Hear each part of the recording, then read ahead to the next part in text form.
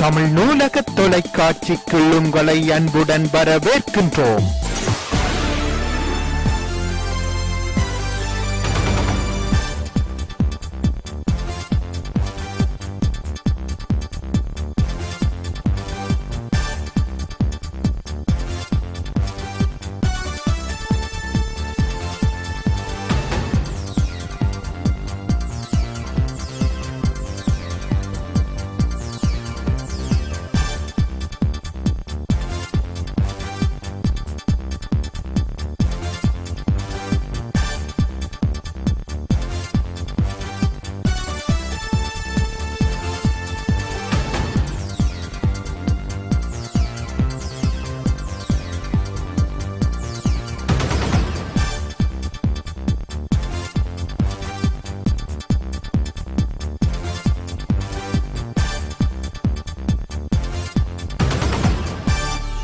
பகுதி ஒன்றில் இருக்கின்ற இந்த தெரிவின் இறுதியில் இருப்பது நாடு கடத்தப்படுபவர்களுக்கான முகாம். அங்கு பலர் தடுத்து வைக்கப்பட்டிருக்கிறார்கள். இவர்களில் நயோமி கால்மன் ஒருவர். தான் கையில் குத்தியிருக்கின்ற பச்சை தனது பௌத்த மத நம்பிக்கைக்கான ஒரு அர்ப்பணம் என்கின்றார் அவர். ஆனால் கடந்த திங்கட்கிழமை கைது செய்யப்பட்ட அவர் மிகவும் மோசமான சூழ்நிலைகளை எதிர்கொண்டதாக கூறுகிறார். ஒரு குற்றவாளி போல நடத்தப்பட்டேன். ஒரு சிறையில் போதை மருந்து கடத்தியதற்காக, கொலை செய்ததற்காக கைது செய்யப்பட்ட 60 பெண்களுடன் நான் தடுத்து வைக்கப்பட்டேன். புத்தரின் உருவத்தை பச்சை குத்தியதற்காக தான் இது எல்லாம். பெரும்பாலான சிங்கள மக்களின் மதமான பௌத்தம் இங்கு அன்றாட வாழ்க்கையில் கலந்த ஒன்று. மக்களின் பிரார்த்தனைக்காக நகரங்களெங்கிலும் பௌத்த ஆலயங்கள் நிறைந்திருக்கின்றன. புத்தரின் உருவங்களும் எங்கும் இருக்கின்றன. புத்தரின் உருவங்கள் மாத்திரம் இங்கு பிரச்சனை அல்ல. அவரது உருவத்தை பச்சை குத்துவது கூட இங்கு மத உணர்வுகளை புண்படுத்துவதால் அதுவும் குற்றமாக கருதப்படுவதாக போலீஸ் பேச்சாளர் கூறுகின்றார். We know that tourists they don't do this intentionally, but we need to sometimes if the other people, the Buddhist persons in the country, சுற்றுலா பயணிகள் வேண்டுமென்றே இதையெல்லாம் செய்வதில்லை என்று எங்களுக்கு தெரியும். ஆனால் இதனை நாட்டில் இருக்கின்ற சில மக்கள் பார்த்தால் அது சிலவேளை மத நல்லிணக்கத்தை பாதிக்கலாம். அதனால் தான் நாங்கள் அவர்களது நாட்டுக்கு திரும்புமாறு கூறுகின்றோம். குறிப்பாக புத்தரின் உருவங்கள் சம்பந்தப்பட்ட விஷயம் என்றார் போலீஸ் பேச்சாளர் அஜித் ரோஹன. ஆனால் இது மத உணர்வுகளை பாதுகாக்க என்று கூறப்படுவதுடன் அனைவரும் உடன்படுவதாக கூற முடியாது.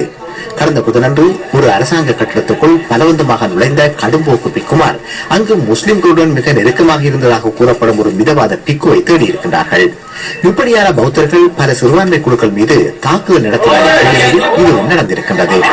இங்கு காணப்படும் சகிப்பின்மைக்கு இந்த இரு சம்பவங்களும் உதாரணம் என்று செயற்பாட்டாளர்கள் கூறுகின்றார்கள். The fact that a woman has a tattoo on her arm apparently is justifiable for her removal from a country. அந்த பெண் தனது கையில் பச்சை குத்தியிருந்தது நியாயப்படுத்தக்கூடியது.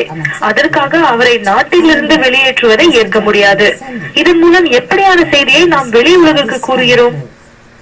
நயோமி கால்மன் அவர்கள் நாட்டை விட்டு வெளியேற்றப்பட்ட நிலையில் வேறு எதனையும் விட குறிப்பாக பௌத்தத்தை தாம் பாதுகாக்க விரும்புகின்றோம் என்பதை அதிகாரிகள் காண்பிக்கின்றார்கள். இந்த விடயத்தை இலங்கைக்கு விஜயம் செய்ய விரும்புபவர்கள் பெரிதும் அறிந்திருக்க வேண்டியது அவசியமாகும்.